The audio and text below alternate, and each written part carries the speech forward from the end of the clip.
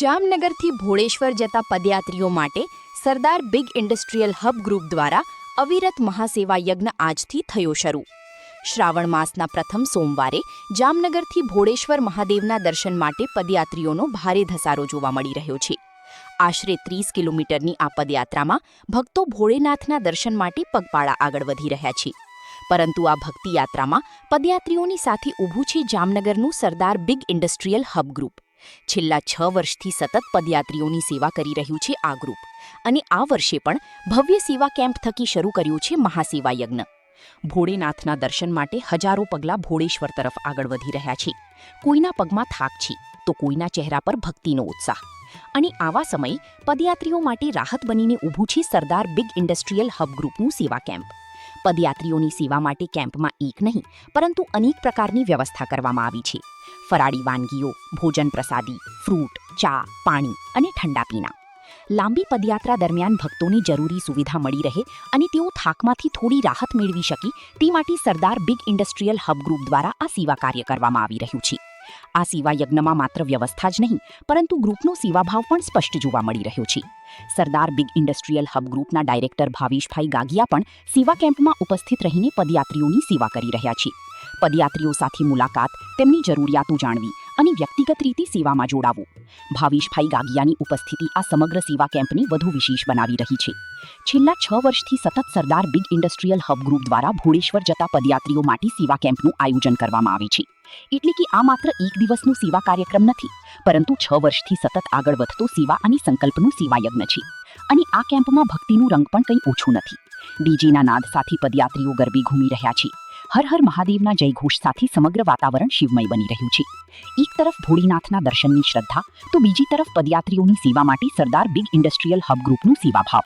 જામનગરથી ભોળેશ્વર સુધીની 30 કિલોમીટરની આ પદયાત્રામાં હજારો ભક્તોના પગલાં આગળ વધી રહ્યા છે અને આ ભક્તોના પગલાંની રાહત આપવાનું કામ કરી રહ્યું છે સરદાર બિગ ઇન્ડસ્ટ્રીયલ હબ ગ્રુપ। ભક્તોની સેવા, ભોળેનાથની ભક્તિ અને માનવ સેવાનો મહાસેવા યજ્ઞ। શ્રાવણ માસમાં જે પદયાત્રીઓની સેવા કરવામાં આવતી હોય છે ત્યારે જામનગરનું જે સરદાર બિગ ઇન્ડસ્ટ્રીયલ હબ દ્વારા ખાસ કરીને દર વર્ષે છે તે અહીં સેવા કેમ્પ કરવામાં આવતો હોય છે। ત્યારે સેવા કેમ્પના રસોડાની અંદર આપણે હાલ છીએ।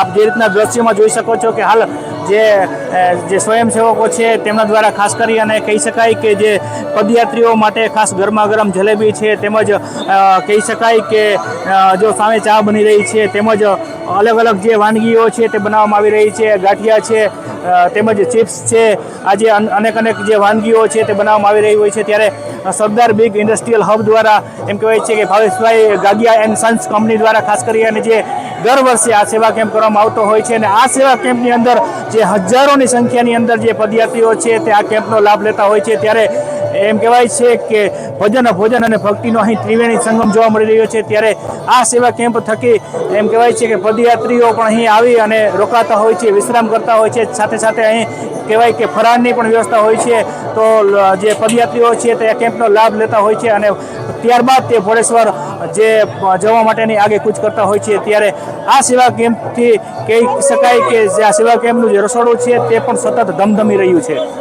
પવિત્ર શ્રાવણ માસ ચાલી રહ્યો છે ત્યારે બમ બમ બોલે હર હર મહાદેવનો નાદ સંભળાઈ રહ્યો છે। ત્યારે ખાસ કરી અને આવતીકાલે શ્રાવણ મહિનાનો પ્રથમ સોમવાર એટલે કે જામનગરથી જે ભોળેશ્વર જતા પદયાત્રીઓ છે તે મોટી સંખ્યાની અંદર દૂર દૂરથી ચાલી અને ભોળેશ્વર જઈ રહ્યા છે। ત્યારે એમ કહેવાય છે કે જામનગરનું ચેલાચંગાના પાટિયાથી આગળ સરદાર બિગ ઇન્ડસ્ટ્રીયલ હબ દ્વારા દર વર્ષે સેવા કેમ્પ કરવામાં આવતો હોય છે। ત્યારે આ કેમ્પની અંદર સેવાઓ પૂરી પાડવામાં આવતી હોય છે। ત્યારે સરદાર બિગ ઇન્ડસ્ટ્રીયલ હબના મેમ્બર આપણી સાથે છે, ખાસ આપણે એમની સાથે વાત કરશું। શું કહેશો સુરેશભાઈ, કેટલા વર્ષથી આ કેમ્પ ચાલે છે?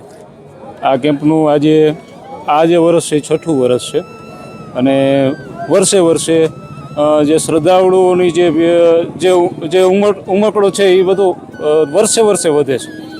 6થું વર્ષ છે આ અને ચાલુ જ છે। આ સેવા કેમ્પની અંદર ખાસ કરીને કેવી સેવાઓ થતી હોય છે? આ સેવા કેમ્પમાં આપણે ભોજન પ્રસાદી તો આપણી સામે જ છે। અલગ દર રવિવારે સાંજે અલગ પ્રસાદી રૂપે આપણે ગાંઠિયા છે, ચિપ્સ છે, જલેબી છે, આ તે વસ્તુ આપણે પ્રસાદી રૂપે ભક્તોને આપતા હોય છે। શું કહેશો ખાસ કરી અને સરદાર બિગ ઇન્ડસ્ટ્રીયલ હબ દ્વારા આ જે કેમ્પ કરવામાં આવે છે તો આ કેમ્પની અંદર જે રસોડાની વાત કરીએ તો કેવી સેવાઓ હોય છે? રસોડાની અંદર આપણે સ્વયંસેવકોથી માંડી અને બધાય ખૂબ સેવા આપે છે અને દર વર્ષે અમે આ કેમ્પ કરી છીએ. અંદાજે આ 6ઠું વર્ષ છે અને બહુ જ સારી સેવા આપે છે બધાય સ્વયંસેવકો. ખૂબ બધાયનો સાથ સહકાર મળે છે અને અમારું આ સરદાર બિગ ઇન્ડસ્ટ્રીયલ હબ એવી સેન્ટરમાં છે કે 50% આમ જામનગર 50% ભોળેશ્વર છે. એટલે અમારે બહુ લોકેશન જે સેન્ટર કહી એ બહુ સારું છે. એટલે પબ્લિક આ વધારેમાં વધારે રોકાવાનું કરે છે. શું કહેશો, આ કેમ્પની અંદર કેટલા પદયાત્રીઓ છે તે કેમ્પનો લાભ લેતા હોય છે દર વખતે? દર વર્ષે અંદાજે 7,000 થી 8,000 10,000 માણસો સુધી આ કેમ્પનો લાભ લે છે. સરદાર બિગ ઇન્ડસ્ટ્રીયલ હબ દ્વારા દર વર્ષે આ સેવા કેમ્પ કરવામાં આવતો હોય છે અને આ કેમ્પની અંદર એમ કહેવાય છે કે જે સ્વયંસેવકો છે તે દિવસ રાત જોયા વગર મહેનત કરતા હોય છે અને ખાસ કરીને જે પદયાત્રીઓ છે તેમની જે સેવાઓ કરતા હોય છે. અને અહીં એમ કહેવાય છે સરદાર બિગ ઇન્ડસ્ટ્રીયલ હબના જે ભાવેશભાઈ ગાગિયા છે તે પણ અહીં ઉપસ્થિત હોય છે અને એ પણ ખુદ જે પદયાત્રીઓ છે તેમની સેવામાં તે તત્પર હોય છે. હરિ પરમાનંદમ ઉપદેષ્ટાન વિશ્વરમ વ્યાપકમ સર્વલોકાનામ કારણમ ત્વમ નમામ્યહમ. ભગવાન ભોળાનાથને મનથી પગે લાગીએ અને ભગવાન દ્વારિકાધીશને યાદ કરીએ. એમ કહેવાય છે કે માનવ સેવા જે એ જ પ્રભુ સેવા, અને એ જ ઈચ્છાથી અમારા યજમાન શ્રીઓ છે જે સરદાર બિગ અને આ જે બધા કાર્યકર્તા છે એ ખૂબ એવી સેવાઓ માને છે કે અહીંયા એક એક વ્યક્તિ નહીં, સ્વયં પ્રભુ આવે છે અને એ પ્રભુની જેમ સેવા કરવામાં આવે છે એમ એક એક વ્યક્તિની સેવા કરે છે. અહીંયા 4 વર્ષથી હું અહીંયા ભગવાન ભોળાનાથની ભક્તિમાં જોડાયેલો છું. 4 વર્ષથી જ્યારે આ સેવાનો કેમ્પ ચાલુ થયો ત્યારથી લઈ અત્યાર સુધી હું એમની સાથે જોડાયેલો છું અને બધી જ પૂજાઓ જેમ ભગવાનની સેવાઓ કરવામાં આવે છે એમ એક એક વ્યક્તિઓની સેવા કરવામાં આવે છે. વિશેષની અંદર અહીંયા વ્યક્તિઓને ભોજનની અંદર કોઈ ફરાર કરતું હોય તો એના માટે ચિપ્સ, કેળા, વેફર આદિ બધી વસ્તુઓ રાખવામાં આવે છે અને જે વ્યક્તિઓ ભોજન કરે છે એના માટે સરસ મજાના નાસ્તાઓની સુવિધા રાખવામાં આવે છે અને અન્નદાન એ જ શ્રેષ્ઠ દાન કહેવામાં આવે છે.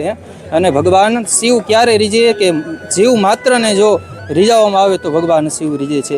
અને અમારા યજમાન શ્રીઓ આવ્યો જ્યારે સેવાનો કેમ્પ કરતા હોય ત્યારે અમને પણ આવો લાભ મળે ત્યારે અમે પણ અમારા મનને ભાગ્યશાળી માનીએ છીએ કે અમને પણ આવો સેવાનો લાભ મળે. અને અમે યજમાન શ્રીઓ પ્રતિ અમે વિનંતી કરીએ છીએ કે જેટલા પણ પદયાત્રીઓ અહીંથી નીકળે એટલા અહીંથી સેવાનો કેમ્પનો લાભ લેતા જાય. જય દ્વારકાધીશ.